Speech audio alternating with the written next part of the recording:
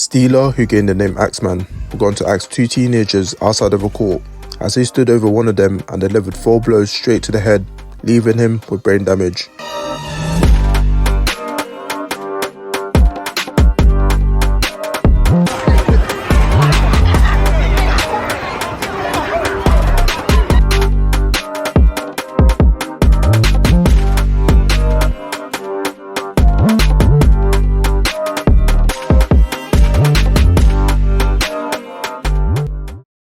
Before we get into the video, I just want to say that this video is not to glorify crime in any sort of way, but to provide information on individuals that are part of the UK drill scene.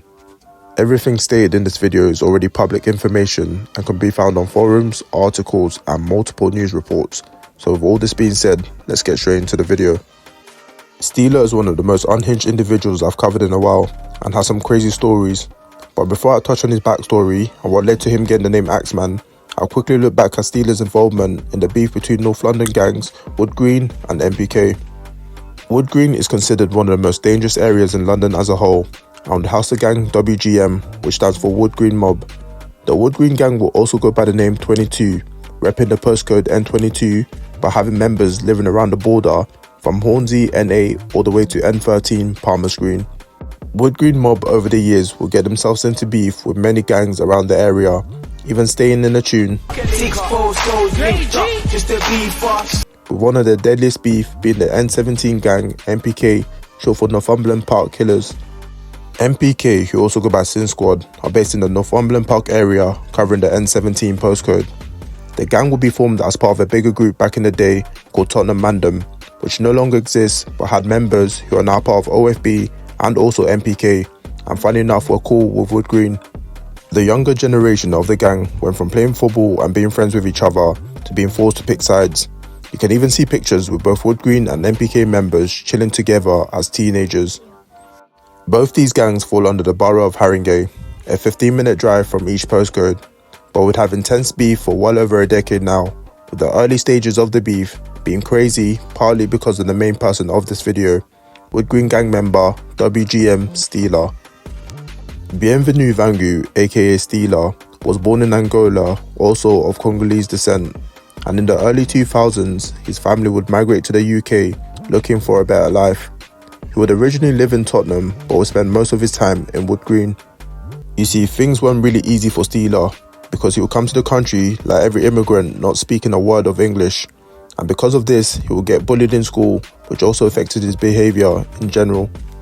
Steeler only met his dad when he first came to the country, and with him getting in trouble and fights at school, he would go on to be put in the care system for a couple of years, which had an impact on the relationship with his family. My dad, I didn't know my dad didn't know me, we didn't understand each other, so when situations was happening in school and bullying and all the souls, it was one of them things. Whilst being in care, he'll find out he didn't fit in with everyone else, so he'd often run away and be homeless, sleeping on the streets. He would resort to stealing little things to make ends meet, like deodorant, chocolates and sweets, hence the name Steeler. School would become hard for Steeler, as he would fall behind academically and would start missing several weeks of school, being in and out of a young offenders prison. He was still sleeping on the streets of Woodgreen at a very young age and become a target for other gangs. Steeler from a young age would get into situations where he would be mistaken for a gang member by Woodgreen rivals, and with him speaking very little English, he would get into fights not even knowing the reason he was fighting. Steeler would become well known to the police for this reason and would see himself behind bars for the first time at just the age of 14. He would now start building friendships with Woodgreen gang members, and not long after would be associated with the Woodgreen mob. He explained in his documentary that he had enough, and in order to survive he had to turn himself into a monster. So it's one of them things I had to survive, I had to turn myself into a monster. You know what I'm saying? Like, I had to be like, cool, like, I know where it is, I know where I'm at, it is where it is now, so it's like, I have to go hard in it, because I never had nothing to lose. I didn't have no family, I never had nothing, to be honest with you. I literally had nothing to lose. Steeler, now being part of the gang, would become a serious problem, as he claimed he had nothing to lose. Around the early 2000s, he would go on to stab multiple rivals and be in and out of prison for his violence, even going to allegedly shoot an NPK member called Bangisa. Steeler, with his crazy violence, was making a name for himself in the scene, which put a massive target on his back. It won't be long into his gang involvement when he is spotted on his own by M15 members Big Dev, Rev24 and Littles. The 3 M15 members were going to stab Steeler so bad that he was put into a coma, with hospital staff saying he was already dead. By a miracle, he will survive this attack and make a full recovery, but even after staring death in the face, Steeler didn't care and would be back on the road stating, "But it's also an incident where you almost lost your life as well. I mean, did you ever fear for your own life?" We all gonna die one day, innit? So I used to always hear like, if it's my time, innit? He would leave the hospital with nothing but revenge on his mind, and he would go on to stab all 3 members involved in his stabbing and allegedly break the arm of Rev24 in the process. Steeler was a real problem and would pick up where he left off, allegedly stabbing even more MPK members.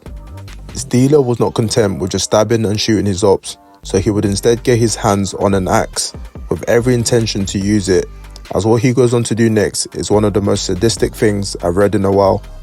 September 1st, 2011, MPK members were attending court for another criminal related issue, but waiting for them directly outside the magistrate's court was Steeler and other Woodgreen members. The court was crowded with what was said to be 30 teenagers. The rival youths would start chasing each other in and out of the court, which is when the security guard would lock the doors to protect the members of public inside.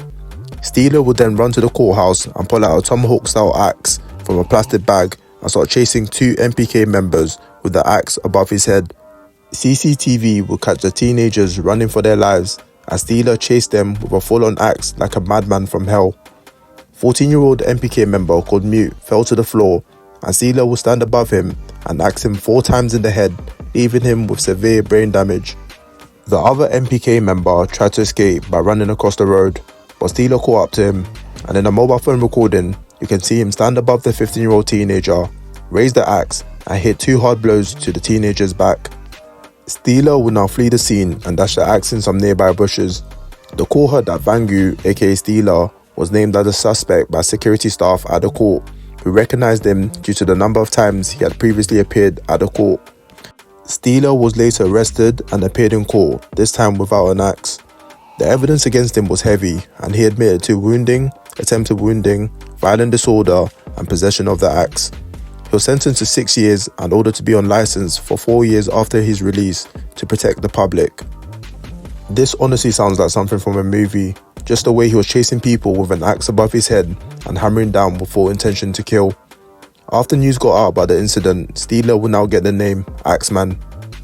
The craziest part about Steeler and the axe is that this was not his first time nor the last time he would use a weapon, as he allegedly had used the axe before on an M15 member, which has left him in a wheelchair. But this is just an allegation in the drill scene and holds no concrete proof.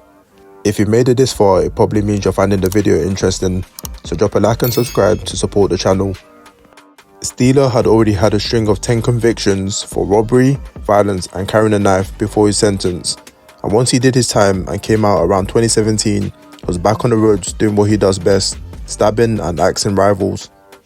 I'm not a doctor, but it's clear that Steeler has some serious mental issues and is not afraid to take a life anywhere and anyhow, as he even states in his documentary that he has nothing to lose, and at the time he wasn't even close to his family, so was willing to die in order to kill his ops.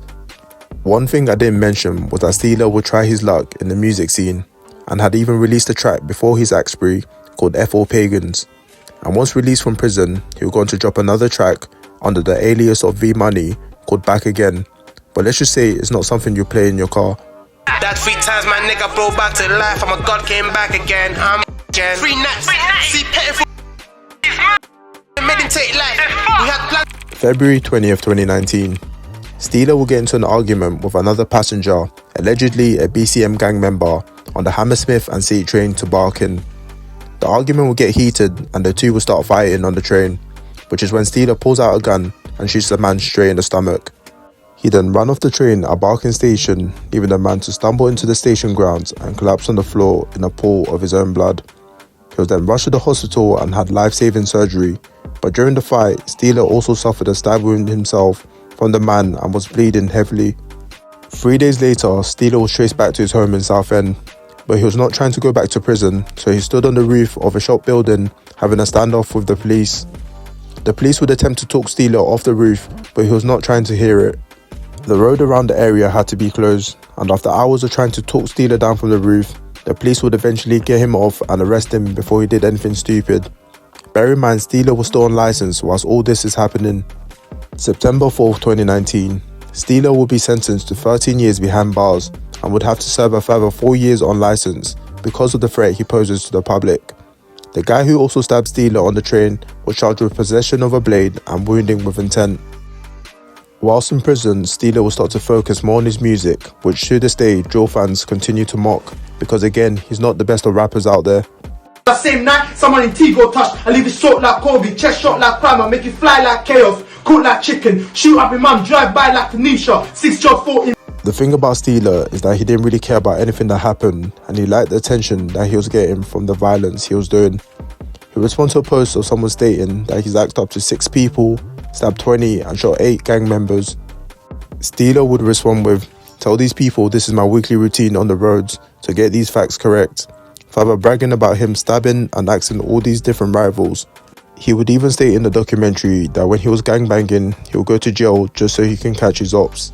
This youth nowadays, they don't know about the meaning of gangbang. When I was gangbanging, I was going to jail just to catch my ops. My main thing was to drop off. My main thing was to get to places, lie to them, turn them up from Tottenham, manipulate them just to see them, just to catch them, just to do things to them. And they know that. As of 2024 to 2025, not much is known about what Steeler is doing as he writes his prison sentence. But around 2022, he'll be chilling with a rival OFB member, and he states he can do whatever he wants and no one can do anything about it. It seems Steeler doesn't really care about the gang beef no more and just simply beefs whoever he wants. The last thing that Steeler will post from prison was state how he doesn't care how close you are to him and he won't stop until you're dead. I'm not too sure what this means and what exactly he's trying to say, but he pretty much sums it up by saying, "I got swallowed by darkness." It's quite sad how Bienvenu Vangu went from a young kid who moved to the UK, not speaking English, to one of the most violent individuals London has ever seen.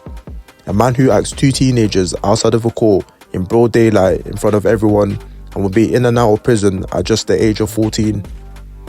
To this day, the UK drill scene talk about Steeler and everything he's done.